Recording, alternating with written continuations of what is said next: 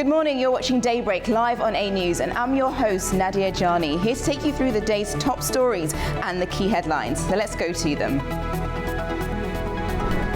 It's official, Trump announces peace deal with Iran to end the war and open up the Strait of Hormuz. Ukraine capital was hit with Russian missile and drone attacks in the early hours of Monday morning. And 11 skydivers and one pilot have been killed in a plane crash in the US.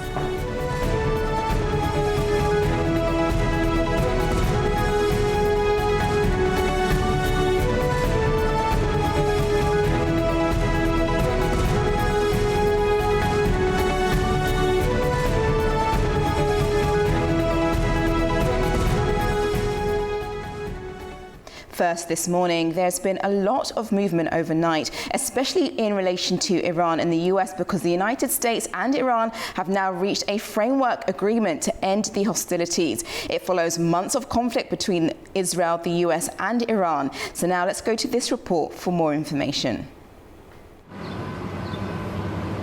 The United States and Iran have reached a framework agreement to end hostilities. US President Donald Trump announced on social media on Sunday. In a series of posts, Trump confirmed the deal is complete, authorizing the toll-free reopening of the Strait of Hormuz and calling for the immediate removal of the US naval blockade. He added that the deal will be signed on Friday.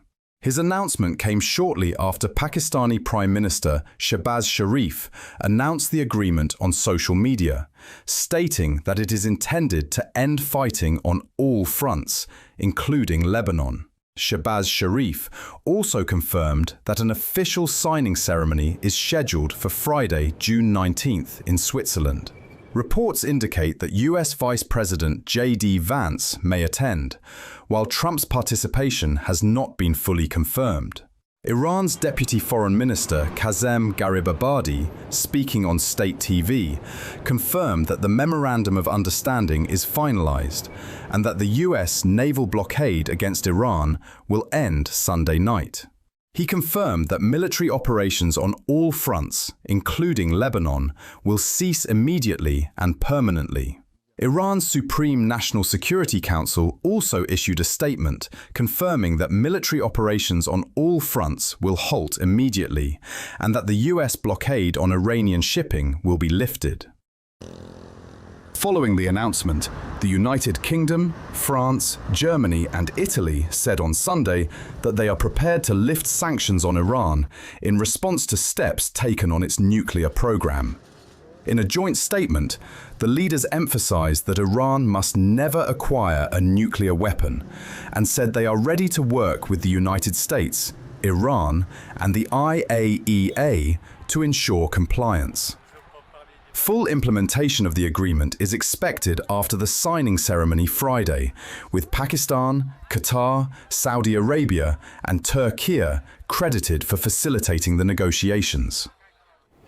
Now let's take a look at the stories shaping the day across the globe, and we head first to our top story, which is going to be everywhere since the announcement over the course of this morning with the Iran war. US and Tehran reach framework for peace. Now, as you just heard in our top story there, that there has been a framework that both countries have agreed to, and the US and Iran have agreed to a ceasefire agreement, which happened on Sunday US time, the early hours of this morning. Now, the deal with the Islamic Republic of Iran is now complete, is what President Trump said in his social media post Truth. Now, the agreement will be signed on Friday in Europe, and Iran and Pakistan said it would take place in Geneva. Now, the text of the agreement was not immediately released, so we don't actually have the full information of what each side has decided to agree upon, but both are declaring it as a diplomatic victory after nearly 4 months of war. But some of the thorniest issues, including the fate of Iran's nuclear program and sanctions relief for Tehran, remain unresolved and has been pushed to further rounds of negotiations. Now, in a statement, the Supreme National Security Council said that the agreement called for an immediate end to military operations on all fronts, which also includes Lebanon. Now, we know that Israel did strike Lebanon on Sunday, and Iran did not retaliate, and Trump was very firm when it came to that. However, since the agreement, Israel has not commented on this either, and the agreement it did seem like it was at risk, as I mentioned, as Israel did bomb southern parts of Beirut in relation to that. However, now we know that this framework is currently in the works, and both countries and world leaders are very much in support of the two coming together, and for the Strait of Hormuz, most importantly, to be back and reopened as well. Now, it was Trump's birthday on Sunday, which he's celebrating his time Monday, our time. So he's very happy that this has all happened as well. But major questions still remain unanswered, especially in the fate of Iran's nuclear program, and Lebanon being a stumbling block for both parties. Now, there was some reportings of a 14-point memorandum of understanding between the US and Iran that has been picked up by one of a local news outlet in Iran, and it was basically pointing out a few things that I'm just going to read out to you now, so we kind of have a bit of an understanding as to what Iran is really wanting now. They say that a permanent ceasefire on all fronts, including Lebanon, which we know of, US commitment not to interfere with Iran's internal affairs, a lifting of the US naval blockade within 30 days, US withdrawal of forces from Iran, the reopening of the Strait of Hormuz to happen within 30 days under Iranian arrangements. The next one was the US and its allies delivering reconstruction plans for Iran worth at least $300 billion, ending sanctions on Iranian oil and energy products, the reiteration of Iran's commitment not to produce nuclear weapons, and the US commitment not to increase its forces in the region and not impose sanctions. And just adding the extra final one that they've put here, also the final negotiations will not begin before half of Iran's frozen funds are released. So that's just some of the information that we have, but we will provide you with more throughout the course of the morning on the program. As you can tell, this is quite important as to finally these two countries who've been at war since February the 28th now coming to some form of agreement, which is mediated by Pakistan in all of this. So there you go. As you were sleeping, this is what was happening. Now let's go to our next story this morning, and that's on the Guardian website, and that's in relation to what's happened in Switzerland, because Swiss voters reject proposal to cap population at 10 million. So just to give you some context into this, there were votes in Switzerland over a far-right proposal to cap the country's population at 10 million, and it was it was a divisive referendum dubbed as the Swiss Brexit. As you know, the UK went through a Brexit, a separation from the EU a number of years ago. So now they were dubbing this as the Swiss Brexit, and some 54.79% of voters were against the proposal by the Swiss People's Party, and 45.21% were in favour. Now the turnout in total was 58.86, which was just over half the population there that came out to vote. Now, a different outcome, if it did go in the Swiss party favour, it would have meant that the Swiss government had to limit the population, which is currently at 9.1 million, to 10 million by the year 2050. Now, they would have had to enact tough restrictions on family reunification, residency permits and asylum if the number had reached 9.5 million before that date. And under the proposals, if the threshold of 10 million was exceeded before 2050, the Swiss government would have been obliged to withdraw from the country's free movement agreement with the EU, which actually ends the access to the bloc's single market. So quite a few things were on stake in relation to that. And as you can see from this graph, this is just Switzerland's population here, which basically stating if it comes up to 9.1 million, what the government would have needed to do. So it's currently now at, in pink, as you can see, it's currently around 9 million, and if it increases by 20, I can't really see that figure there, but I think it says 2050, it could have risen higher, and what that would have meant later on. Now, the Swiss People's Party, which has the most seats in Parliament, has years fueled anti-immigration sentiment, especially concerning workers from neighbouring EU countries, which was why they really wanted to push for this referendum. Now, the party had insisted that a so-called sustainability initiative was needed, which is what they kind of addressed this matter under,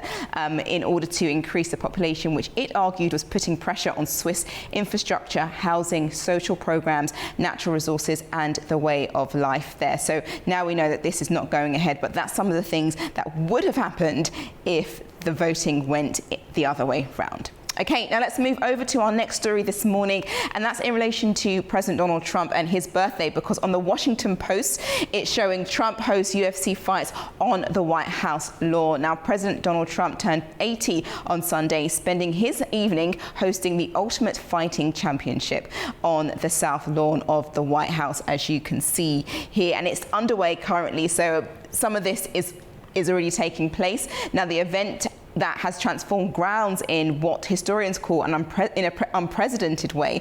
The price tag for the UFC and its affiliates say that it was more than $60 million, far higher than any typical event there. But the chief executive of UFC's parent organization, TKO Group Holdings, said the publicity was worth it. Now, Trump holds a small stake in the company, which also raises concerns of ethics within this. Now, the event ran well behind schedule due to the weather. It was quite windy and rainy, and there was lightning, and there was a key concern because it was being held outdoors and the event under a towering metal superstructure in the area.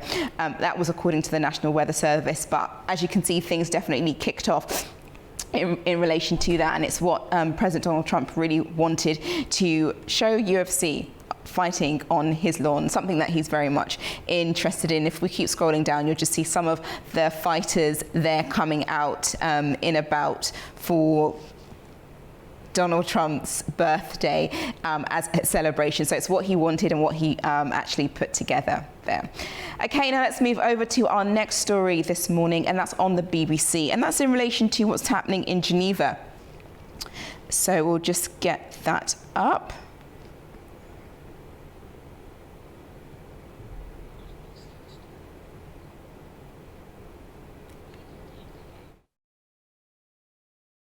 There should be a DW.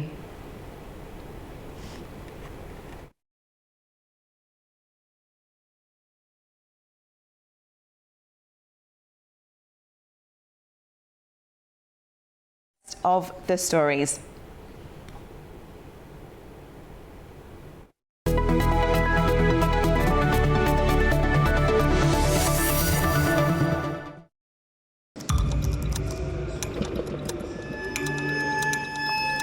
Inside Politics delves deeply into the heart of global issues shaping our world today.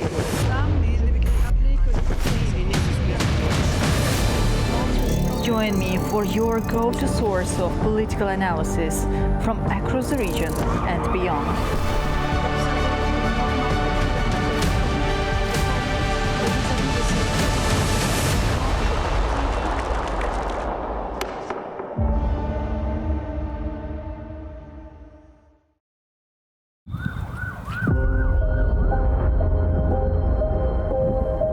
We are in Seoul's Republic of Korea, a country that for more than 70 years has lived in the shadow of unfinished war. I was 18 years old when the Korean War broke out. My two brothers were dragged out to the front yard of the village public hall and forcibly subjected to a trial under the name of People's Trial. The military demarcation line, created after the Korean War, became a massive wall, preventing separated families from meeting. Less than a kilometer away lies North Korea.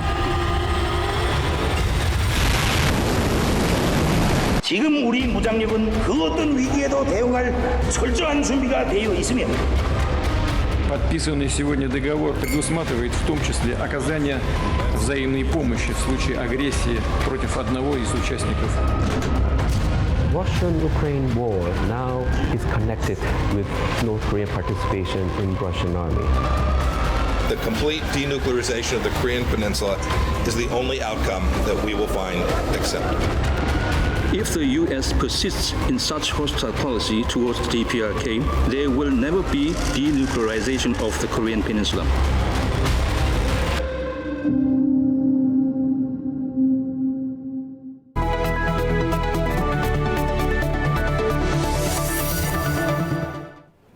Welcome back. You're watching Daybreak. Now let's have a look at the global stories this morning.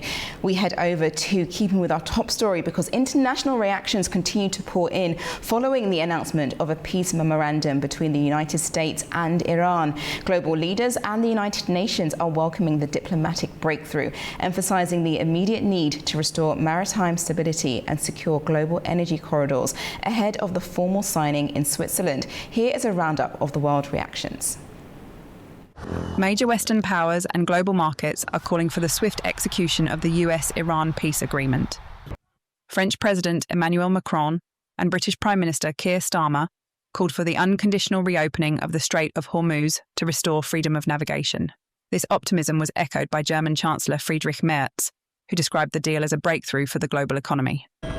In the Asia-Pacific, leaders from Japan, Australia and New Zealand noted that stabilising energy shipments will directly ease pressure on global supply chains. Regional mediators are emphasising stability ahead of Friday's official signing ceremony in Switzerland.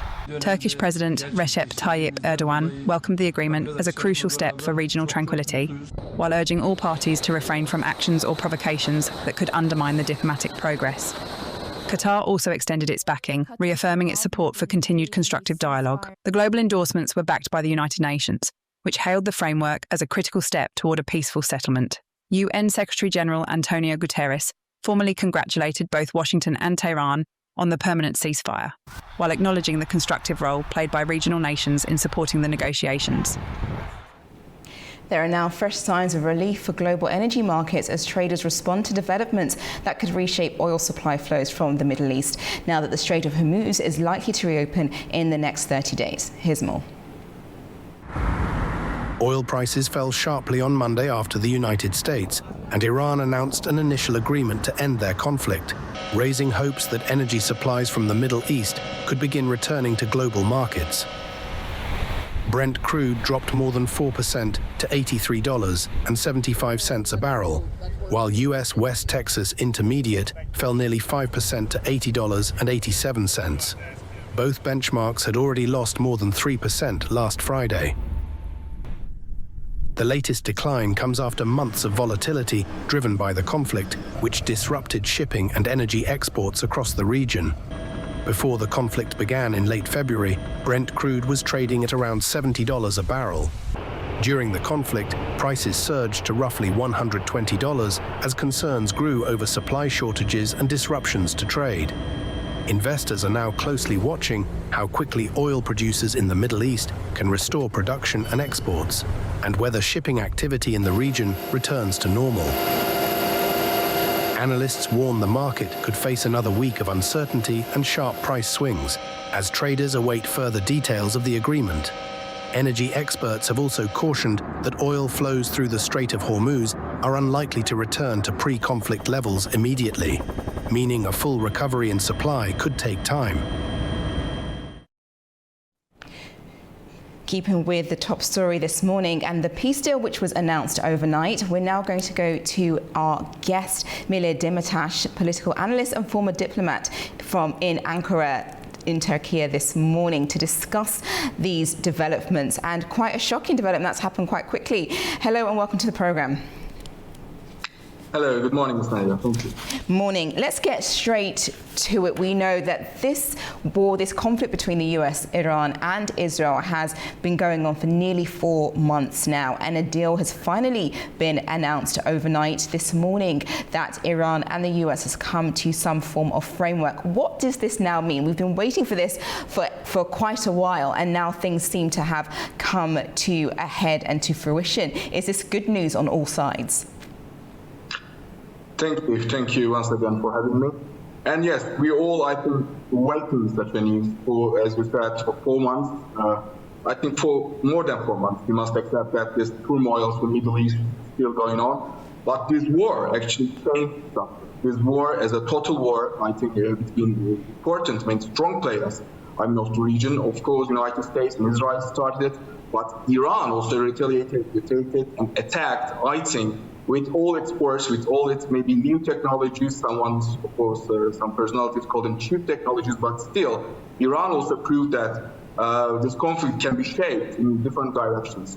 And just in this first days, in this maybe first week, which we also witnessing this World Cup, I mean, it's a very important event. You must accept it's also held by United States, Mexico, and Canada. And I think Mr. Trump's birthday is also, it's very maybe popular news nowadays in international media. But still, of course, these are the side news. But the main maybe event in this last week is this agreements and the motivation of the agreement between the sides. I mean, both Iranian official leaders, Iranian maybe foreign minister are actually always spelled that this possibility is so near, so close.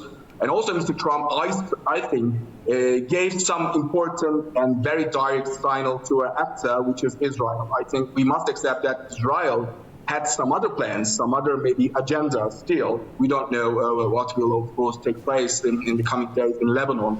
Unfortunately, in Palestine, some crisis is still going on. But at least for the United States and Israel level, we can say, yes, this agreement on the documentary, in the text, I mean, it can work. Also, it maybe took now the first important support from the international community, from France, from the United Kingdom, from Turkey, until to Azerbaijan, some other important countries, all supported, I think, now this agreement. And we are, I think, hopeful since this beginning of this destructive war. Definitely. I think there's a wide sense of relief from around the globe when it comes to this peace deal, especially in relation to the Strait of Hormuz and getting oil vessels through that and the economies in certain places back up and running. We know that a number of countries were impacted by the lack of oil because of the war in Iran, and now that's being opened. What does that tell us about conflict when it comes to the Middle East in this particular area and the US? Now, later on, I'm sure we'll be able to dive a bit deeper into what all this means with the tactics and what Iran was able to do and what the US was able to do. And now that they've come together, it just now seems that, you know, was this all necessary at the end of the day? Did the US achieve its main goals when it decided to obviously attack Iran? And as you mentioned previously before, Israel is also very much a key actor in this, and they have not spoken out in relation to this agreement, and they're very much wide awake right now, so they would have seen what would have happened. So it's quite interesting and quite telling as to what Israel might be thinking in relation to this deal. What are your thoughts on that? Yes, the world is changing. I mean, the post-Second World War or Cold War years, we already passed those periods. I mean, United States still acts sometimes like it is the victorious side, very the strongest sides, like in this post-Second World War era. But of course, there are now some other rising forces. I will not call Iran as a very huge rising force. No, Iran is just an actor. It's a regional actor, a strong actor, we must accept, a cultural, also communitarian actor. It has relations with all these, I mean, important, of course, neighbors like Turkey, Azerbaijan, or even some Gulf countries or Turkey countries. And Iran used this influence area, also with the relations, of course, with China and Russia. You must not forget that important visit of Mr. Trump, China, in this last month. And after this visits and high-level negotiations, something's also changed in this region. I think this actor, Israel, maybe has some difficulty in understanding that this Cold War times or this power politics is really changing. And still, I think Mr. Netanyahu, with some far-rightist ministers, we are really sorry to see them just speaking in a high scale like Second World War atmosphere. But no, the world is not this. In the last 4 months, we saw that how the world is so interconnected, interrelated about this Strait of Hormuz, how the prices can affect all the economy from Thailand to Germany. I mean, all this fuel or this plane jet fuels or oil and everything is needed for the humanity and for the economy, I think, in such a part of the world. So I think this country, first of all, Israel, will understand, will have some lesson and about this interconnectedness. I think the United States will shape its foreign policy according to these new rules of the game. And I think the diplomacy will go on, especially between Russia, China, and the United States. Yes, and I think just on that, obviously a number of things we will see later on as it plays out in real time. We know that there's going to be a signing of this agreement in Geneva on Friday towards the end of this week in relation to that. But just on the fact of the mediator playing a key role. Pakistan really stepped in to bring these two sides together. How important was their role in making sure both actors came to the table and was able to make some form of agreement? Now, putting that to one side, we know there are two issues that are still on the table, and that is Iran's nuclear program. That hasn't been mentioned in this framework agreement, and maybe even Lebanon. So what happens now? How do we navigate that particular story? Yes, there are many issues, and because yes, we have a time limit, but I really want to, of course, touch on this, maybe these last things you mentioned. I mean, this is the most difficult, of course, articles or parts, maybe in the coming days, this nuclear program, the enrichment of uranium, and of course, the humanitarian or social very deep issues, which includes, of course, Lebanon, but also Palestine somehow. I think this region is still burning. You must accept that some civilian infrastructure cannot, of course, win at the end of the day. Still, this realpolitics of this agreement, the diplomatic chains, and this presidential level of talking, sometimes it doesn't mean to humanitarian or civilian life, as we see in Lebanon or Palestine.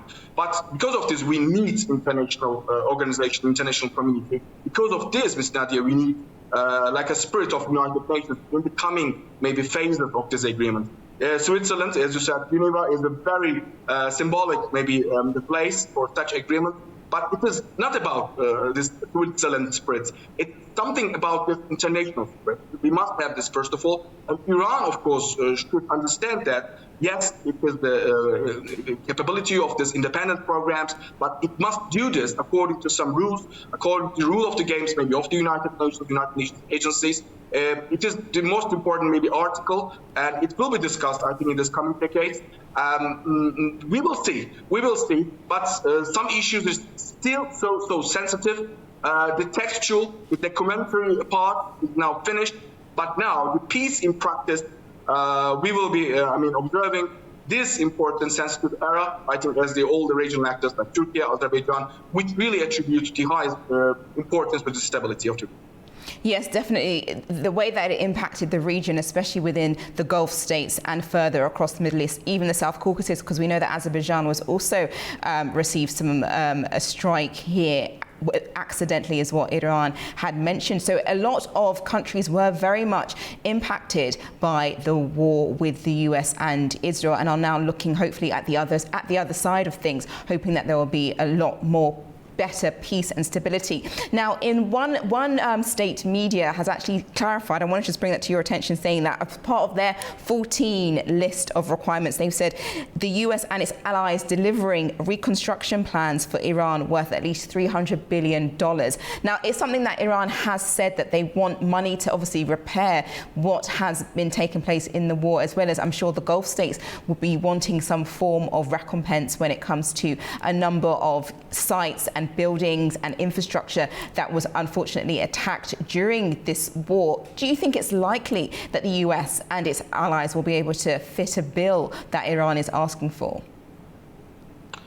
This is the important question, a good question. Thank you. Because always we know the phrase, the expression that money talks. And in the end of maybe conflict, in the end of a very even devastating war, sometimes money is always changing something. Think about the Second World War, how Germany's turned to be another player of the world politics. I mean, with Marshall Plan, with Truman doctrines, everything that comes from the United States side after such a devastating war. Now, of course, after another war, which is not so high scale, fortunately, we can say that, yes, some recompensation, some money, of course, some new investment plans we need in the region. I mean, first of all, for Iranian case, the actor is the United States here. The wars started with the United States. Of course, we must not forget this provocation, just in the last 3 years of Israeli act in the higher, regional scale. But still, the United States started something, and now there must be a bill, I think, for some active. As you said, yes, even the South Caucasian neighbor, brother Azerbaijan is also affected. Also Qatar, important now, negotiators deal with Pakistan. For your last question, I will also maybe mention that two actors have an important division of labor, I think, in this last phase. And they also affected, the Gulf countries in somehow, in communitarian level, especially in the level of trusting to the United States, trusting to Israel, Iran. Even months ago, please do not forget that some rockets, some military attacks also directed from Israel to Qatar, and now from Iran to Qatar. So even of this very dilemmatic perspective, we see that Qatar is doing its best, to be in the negotiating table. And now Iran maybe will have another word. Adjustment to status compensation will be the issue, because I think the number one thing what Iran is now to reconstruct the economy. Because of this regime, difficulties, we must accept that still in Iran there is a regime problem with its own community. About democratic situation, we cannot, of course, say that Iran is a fully, democratic style of communitarian, state, but it doesn't have any relation with this attack, of this one-sided United States Israeli attack. But still, Iran must solve this issue in the communitarian, in the economy level. So it maybe needs this help or support, first from the United States, but also from the European partners, to change maybe its procedures more democratically in a more humanitarian sense. Yes, well, thank you so much, Mr. Demirtaş, for coming onto the programme on quite short notice to discuss this major feat as the two sides have come together in signing a peace deal, which means that stability in the Middle East can continue. So let's see how it all goes. Now we move over from one war and conflict in the Middle East to another in Europe, because Kyiv has come under a new wave of Russian airstrikes, including damage near the historic Pershgek Lavra Monastery, a UNESCO World Heritage Site. The escalation comes as diplomatic efforts continue ahead of the upcoming G7 summit. Kyiv came under a series of Russian air attacks early Monday, leaving 6 people injured and igniting fires at a high-rise apartment building and the historic Pechersk Lavra Monastery. Electricity lines were damaged, leaving 140,000 residents without power. Explosions from drones and missiles were reported across the city, and air raid warnings extended to the regions of Dnipro and Kharkiv. In Kharkiv, Russian airstrikes killed 5 people and injured at least 5 more, authorities said. The attacks caused significant damage to residential buildings and infrastructure across the city. Meanwhile, in Russia's Oriol city, Ukrainian drones struck a high-rise apartment building, killing 1 person and injuring 9 others. Amid the attacks, diplomacy continues. US President Donald Trump held separate calls on Sunday with Russian President Vladimir Putin and Ukrainian President Volodymyr Zelensky, discussing efforts to end the war in Ukraine and developments involving Iran ahead of the upcoming G7 summit. I have just spoken with the President of the United States of America, with President Trump. I congratulated him on his birthday, on US Army Day. Today, there are 2 holidays in America, and we had a very good conversation. It was not just congratulations. There were many key topics about the war, its roots, and diplomatic prospects. The Kremlin said Trump's call with Putin lasted 55 minutes and focused on the conflict, bilateral relations, and coordination between officials. Trump's special envoys, Steve Witkoff and Jared Kushner, are expected to return to Moscow to continue discussions.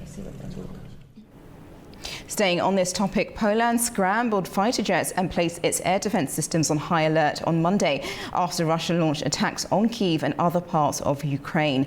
The Polish armed forces said the measures were aimed at protecting airspace near the Ukrainian border. Military operations later ended with no violations of Polish airspace reported. Now over to the UK, where Royal Marine Commandos boarded a Russian Shadow Fleet oil tanker in the English Channel on Sunday. Marines joined by National Crime Agency officers intercepted and boarded the vessel in a 6-hour operation. It was the first of its kind by UK armed forces. The vessel will be held and monitored off the south coast of England while investigations continue. 1 Indian national was arrested on suspicion of sanctions offences, while 24 Georgian and Indian crew members remain on board assisting authorities.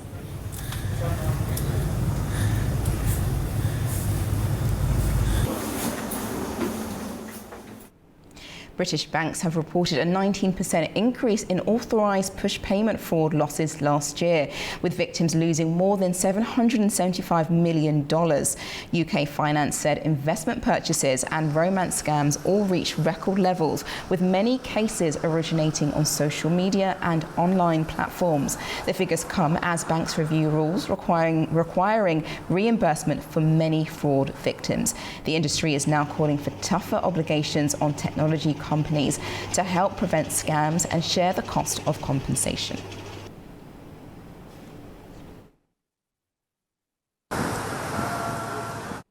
Over to Switzerland, and voters there have rejected a proposal to cap the country's population at 10 million. Results showed that nearly 55% of people voted against the measure. The referendum was championed by right-wing Swiss People's Party. It said it wants to end the freedom of movement with the European Union if the population limit exceeds. The government and business groups warn that the measure could damage the economy and hinder recruitment of essential workers.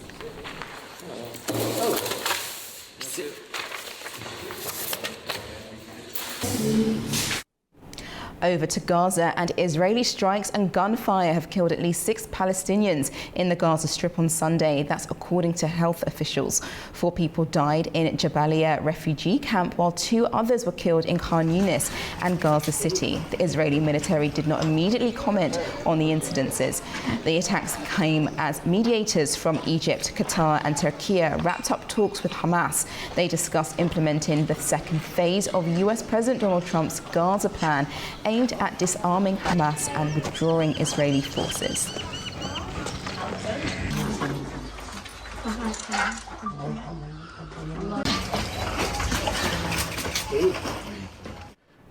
Over to the US, and 11 skydivers and a pilot have died after a private aircraft crashed in Missouri.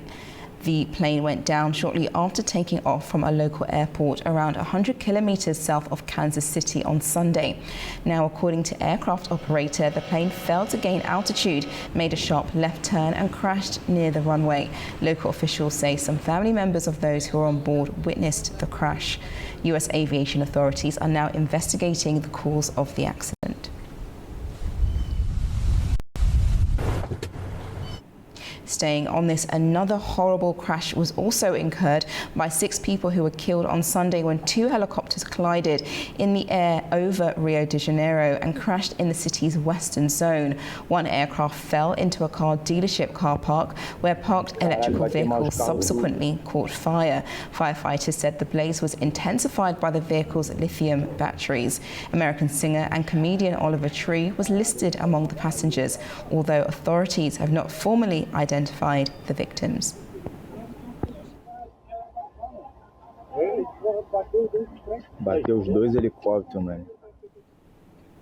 Now to a quick break. When I return, we'll take a look at the regional stories and have a guest to discuss some key information. Don't go anywhere.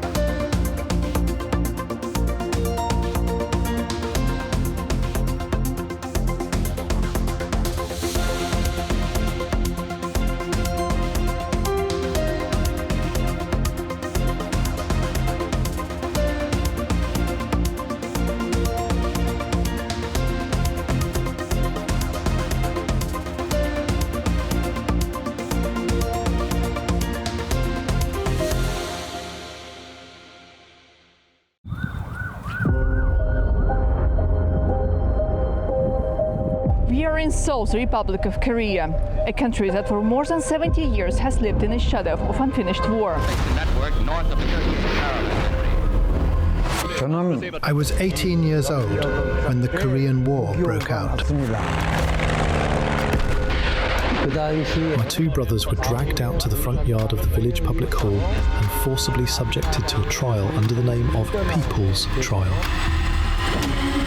The military demarcation line, created after the Korean War, became a massive wall, preventing separated families from meeting. Less than a kilometer away lies North Korea. 지금 우리 무장력은 그 어떤 위기에도 대응할 철저한 준비가 되어 있으며 Подписанный сегодня договор предусматривает в том числе оказание взаимной помощи в случае агрессии против одного из участников. Russian-Ukraine war now is connected with North Korean participation in Russian army. The complete denuclearization of the Korean Peninsula is the only outcome that we will find acceptable. If the U.S. persists in such hostile policy towards the DPRK, there will never be denuclearization of the Korean Peninsula.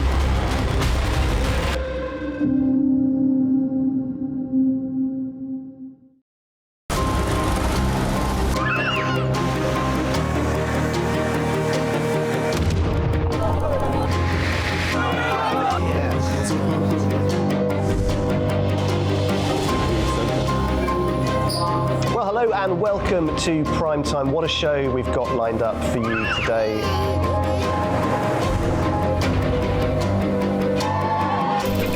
In a complex world, clarity is power.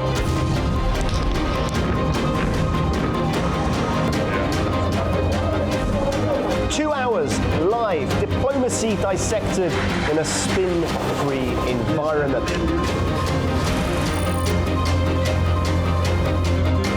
That's Prime Time with me, Guy Schoen, weekdays on A News.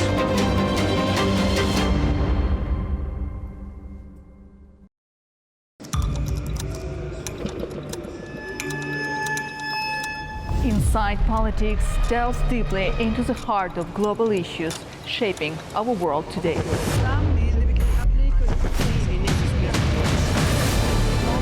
Join me for your go-to source of political analysis from across the region and beyond.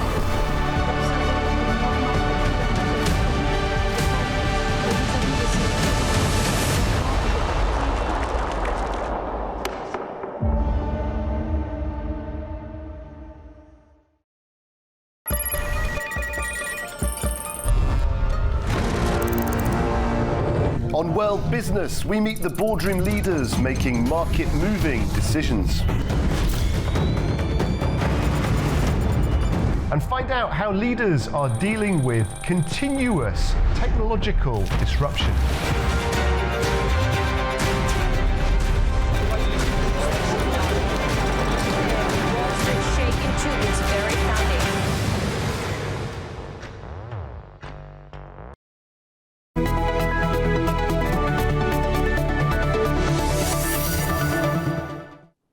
Welcome back and thank you for joining me this morning. Now let's turn to the region and also one of the biggest stories happening this week and throughout the course of June is the World Cup. Now as the countdown to the 2026 FIFA World Cup continues, there's excitement building for what promises to be the biggest tournament in football history. With more teams, more host cities and storylines already taking shape, there's plenty to discuss. Joining me now is Sarkhan Husanov, Head of Football Development Department at the AFFA UEFA. Now, welcome to the programme. Thank you. Thank you for coming on. So we know that the Football World Cup kicked off on Friday, the first day, the 11th of June, and we've seen a couple of triumphant stories so far. Japan beat off Dutch, the Netherlands, didn't beat, but they equalised 2-2, which was a surprise as well. Germany really had a great show with a 7-1. A number of different things coming out. But I just wanted to kind of just put it on the wider scale as how big is this tournament going to be? It's really big. It's, as you know, it's structurally the most significant one so far, since it grew up to 48 teams. And World Cup is the most expected tournament in the football world. And I would say it is the biggest advertisement of the football. You know, many nations look for it, kids look for it, you know, they just check, even if they don't know their nations are there or not, they still look for their nations players if they can see it there. So it is really big, and so everyone has high expectations, as always, there are going to be new trends emerging in football sports science, in coaching, in player pathway,